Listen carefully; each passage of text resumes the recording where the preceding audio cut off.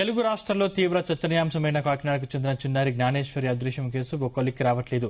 నెల రోజులు దాటినా చిన్నారి జాడను ఎవరూ గుర్తించలేకపోతున్నారు. కాగా మధ్యాహ్నం కాకినాడ జిల్లా తుని మండలం సిహెచ్ అగ్రహారంలో డీఎస్పీ తిలక్ మీడియా సమావేశం నిర్వహించారు. ఎవరైనా పాపను తీసుకెళ్లి ఉంటే తమకు అప్పగించాలని కోరారు. నిందితులపై చట్టపరంగా ఎలాంటి చర్యలు ఉండబోవని హామీ ఇచ్చారు. మీరు రాకపోయినా మాకు సమాచారం ఇస్తే తాము వెళ్లి తీసుకొస్తామని చెప్పారు. తల్లిదండ్రుల వద్దకు చిన్నారిని క్షేమంగా తీసుకురావడమే తమ లక్ష్యమన్నారు. ఎవరు లేరు, పాప ఒంటరిగా ఉందని తీసుకెళ్ళి ఉండొచ్చు, లేదా పిల్లలు లేని వాళ్ళు తీసుకెళ్ళి ఉండొచ్చు. తీసుకెళ్లిన వాళ్ళు పని ఎవరికైనా డబ్బులు అమ్ముకుంటే డబ్బులు వస్తాయని ఆస్తూనే తీసుకెళ్లి ఉండొచ్చు. ఈ ప్రాబిలిటీ ఒకటి ఉంది. యానిమల్ క్యాచింగ్ అయ్యినా ఉండాలి. మనకి యానిమల్ క్యాచ్ చేసి రిమైన్స్ ఏమైనా ఉండాలి కాబట్టి అవేం దొరకలేదు కాబట్టి దాన్ని మనం దాన్ని పక్కన పెట్టి ఇంకా ఎవరైనా తీసుకువెళ్ళిపోయి ఉండొచ్చు అనే దాని మీద సెర్చింగ్ చేస్తున్నాం. అన్ని యాంగిల్స్ అది కూడా ఏదో ఒక క్లూ వస్తే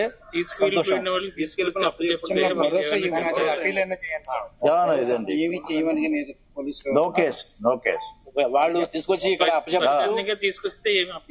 నో కేసు వాళ్ళు మాకు ఆచూకీ చెప్పినా మేము వెళ్ళి తెచ్చుకుంటాం. ఎందుకంటే ఆ బిడ్డని మనం క్షేమంగా తల్లిదండ్రి చేరడమే మన మెయిన్. మీరేనా మీవేనా కలిసి మనం చేసేది అది. ఇప్పుడు వాడు భయపడిపోయి ఇన్ని రోజులు తర్వాత మనం వేస్తే ఏవైనా కేసు పెడతారేమో అన్న భయం కూడా ఇప్పుడు అలాంటిదేమో అవసరం లేదు. ఫోన్ చేసి పలానా చోట ఉందండి పాప అన్న, మేము వెంటనే వెళ్ళి ఆ పాపను తీసుకొని వచ్చి తల్లిదండ్రులకి హ్యాండ్ ఓవర్ చేస్తాం. రెండు ప్రాబిలిటీస్ లో యానిమల్ క్యాచ్ అయితే మనకు రిమైన్స్ ఉండాలి.